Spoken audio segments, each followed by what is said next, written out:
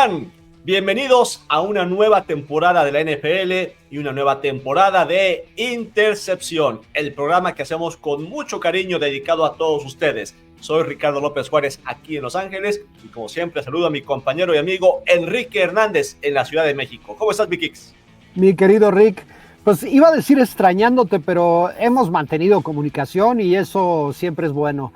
Pero sí debo decir que estamos entrando a ese momento del año tan anhelado, ese momento que todos los aficionados de la NFL vivimos esperando a lo largo del año y conforme va llegando, sí hay mucha gente que nos dice es pretemporada, es todo esto, pero los aficionados al fútbol ya empezamos a respirar el deporte de las tacleadas y eso siempre es un placer. Es demasiado el hambre, ¿no? Porque se hace eterno, o sea, ustedes lo saben.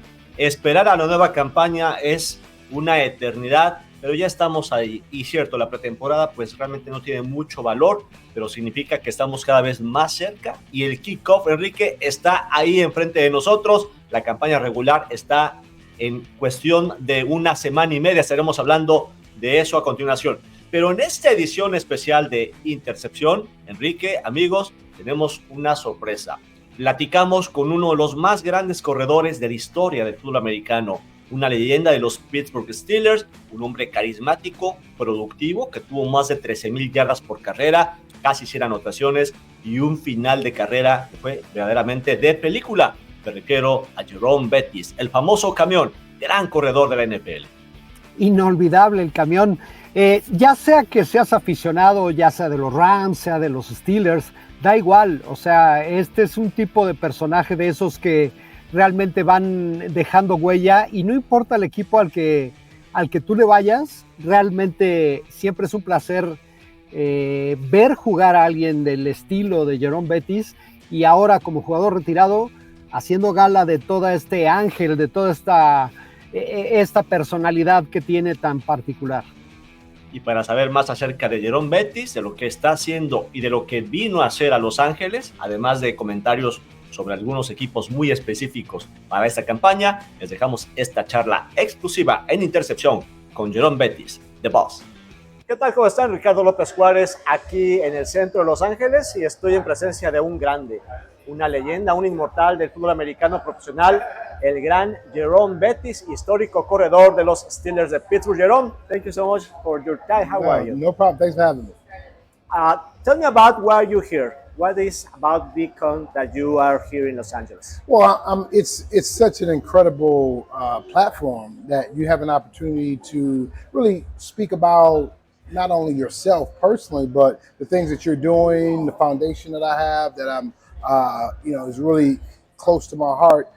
And then the businesses that I'm involved in, but it also gives you an opportunity to serve in terms of the public and people, and you don't know who you're going to inspire, and having conversations about what I'm doing, the purpose, right? Why I'm doing what I'm doing. So you want to, try to give as much as you can. So this is another opportunity. When you come to LA, what does it feel for you? Your career started here in LA with the Rams. Yes. LA holds a very close and dear part of my career because obviously I was drafted here, played my first couple of years here, and really developed as a professional here in Los Angeles. So it's a great place. Always love coming back and spending some time here. Speaking about football, what is the state of the NFL right now in the eyes of Jerome Bettis? I think the football is healthy. I think it just went through a very rocky road in terms of the changes, in terms of the rules, the hitting, all those things. And players struggled to understand what the new NFL was going to look like. I think now they've gotten past that part, and now you're going to start to see the game played the way they intend for it to be played with the new rules. And I think it's going to be just all upside for the NFL now. We are in Los Angeles, and you play for the Rams. They drafted you. Do you like the Rams for this upcoming season? They did very well last year. Yeah, I like the Rams. I like what they've done. I think they're going to be a very competitive football team this year. A lot of people are not really talking about the Rams, but they're going to be really good. I think they got a revamped defense. So And that's what they have to figure out, kind of their way on defense. Offensively, Matthew Stafford is awesome. He's going to be spectacular this season. So I expect the offense to be right on track. Defense, they're going to have to find their way.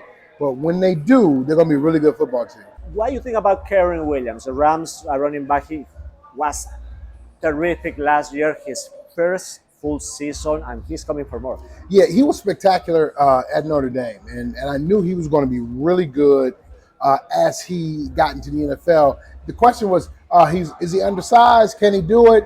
And I think the answer is yes. I mean, and he's not just a third down receiver out of the backfield. He can run in between the tackles, which is rare for a guy his size. But he has that ability, and his potential is limitless. So I think he's going to add a new dimension, a different dimension to that Rams offense than they've had before, because he's going to be able to be explosive in the middle and then make plays and take it to the house. Your fellow fighting Irish, Karen Williams. Yes. I brought my Hall of Fame polo from Canton just because I was meeting you, and there's a Mexican member in the Hall of Fame, Fernando von Rossum, legendary announcer who received the Ralph High Pioneer last week in Canton. Yeah. And I met you in Pittsburgh, Three Rivers Stadium, when you guys were going to travel to Mexico to play in Mexico City.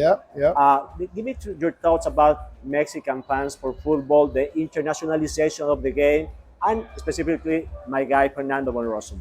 Well, obviously I haven't had an opportunity to meet him. I'm sure I've heard his call, but the Mexican fan base is tremendous. I mean, for the NFL, but in particularly for the Pittsburgh Steelers. It's one of the few teams that a lot of the Mexican fan base have kind of gravitated to and wrapped their arms around. And so having an opportunity to go to Mexico and see it firsthand was spectacular. So I spent a few days there, went to a couple different cities and got a chance to see some different fans, and they were incredibly gracious in how they were with us. And there was a couple teams. There was obviously the Steelers, but there was the Cowboys, and surprisingly the Miami Dolphins had a strong following. So I was really impressed at the knowledge and the support that the NFL gets in Mexico. So I think that is going to be an area where the NFL continues to grow the brand. Finally, let's talk about your Steelers, a team that has struggled a little bit. I mean, they still have winning seasons, but they are far from Super Bowl contending right now. Why do you see the Steelers lately? Do you think it's time for them for a big change, maybe coaching, or do you think they're in the right path? Yeah, I think the big issue has been quarterback play. They've got a tremendous defense, a playoff caliber defense. Offensively, they got weapons all over the football field, but they just haven't been able to be successful offensively because they haven't had the quarterback play that they need to have. Now they've got Russell Wilson and Justin Fields. So they've got two quarterbacks that they like. The question is, who are you going to go with? Who's going to be the guy that better fits this football team and gives them the best chance? I think if they can figure that out, they got a chance to be a really, really good football team. So I'm excited to see what happens this year. We need to see you on TV talking about football. What's the play fans stop you more on the streets to talk about? The tackle against the Colts, when the fumble, the tackle by Big Ben. Brian Urlacher, the collision that you put Urlacher down and scoring a touchdown. Or something else in your career. You have so many highlights. But it's really the Brian Urlacher play against the Chicago Bears late in the game, late in the season. And we went on after that win, that propelled us into the playoffs, and then we ultimately won a championship. So that was the start of something big. In Detroit. Yes, right. In your last game. My hometown. There you go. Jerome, it's a pleasure. Thank you. Great to see you. Thank you. Las palabras del legendario Jerome Bettis, miembro del Salón de la Fama de Canton, Ohio. ¿Qué te pareció, Enrique? ¿Qué es lo que te deja esta charla, esas palabras de un hombre que es no solamente simpático, que tiene mucho que contar, sino que además es muy inteligente para analizar el deporte? No, definitivamente ya lo mencionábamos antes de escuchar la entrevista. Es un tipo con un carisma especial y lo deja ver en su conversación. Cero pose, es el tipo que te habla con mucha honestidad de las cosas que sabe, de las que no sabe, de las que no está tan enterado, pero siempre con una actitud muy, muy positiva. Realmente es un deleite contar con palabras de alguien tan interesante como Jerome Bettis. A mí me llama la atención que fue relativamente reservado para hablar de los Steelers. Yo también tengo muchas reservas, no me gusta lo que veo de Pittsburgh, aunque hay expectativas, pero hay muchas dudas. Y Betis está emocionado, pero sí lo sentí como que se detuvo, como que no canta victoria con el tema de los quarterbacks. A él le tocó estar pues prácticamente toda su carrera al lado de uno de los mejores, Ben Roethlisberger, y vaya hoyo que quedó en Pittsburgh cuando Big Ben se retiró. Lo pudimos ver en la temporada pasada, una defensa elite de los Steelers no pudo llevarlos más allá en la postemporada precisamente por la carencia de un juego más solvente, particularmente en la posición de quarterback. De ahí vinieron todos los cambios en el off-season, la llegada de Russell Wilson, que levanta mucha expectativa, pero que en principio en la pretemporada no se ha visto tan bien. Hay que darle tiempo a ver si se aclimata, pero sí hay que tomar con mucha reserva en la temporada de los Steelers. Por otro lado, también mencionó que los Rams, tus Rams, van a ser un equipo a seguir. Sí, la ofensiva, sobre todo el que fue un grande de la ofensiva, ve cosas muy interesantes con Matthew Stafford, con Karen Williams. La verdad es que ahí le doy toda la razón al grande Ron Betis. Fue un agasajo platicar con él.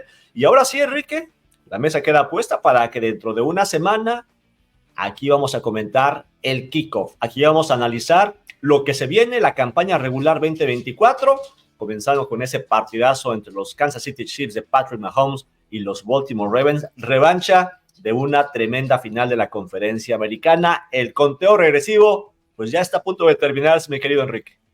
Vaya platillo, ahora sí que vamos a coger la temporada casi donde la dejamos. Y sí, dos equipos que sin mucho problema podrían estar repitiendo como contendientes al Super Bowl. Vamos a ver cómo arranca la temporada. Es muy temprano, ya sabemos que en esta liga las lesiones tienen mucho que decir. Hay muchas circunstancias que pueden cambiar el curso de la temporada, pero sin lugar a dudas hay que hablar de los Ravens y de los Chiefs como dos de los equipos a seguir. De ellos y de otros temas platicaremos dentro de una semana en esto que fue Intercepción. Gracias por acompañarnos. Nos vemos en la próxima.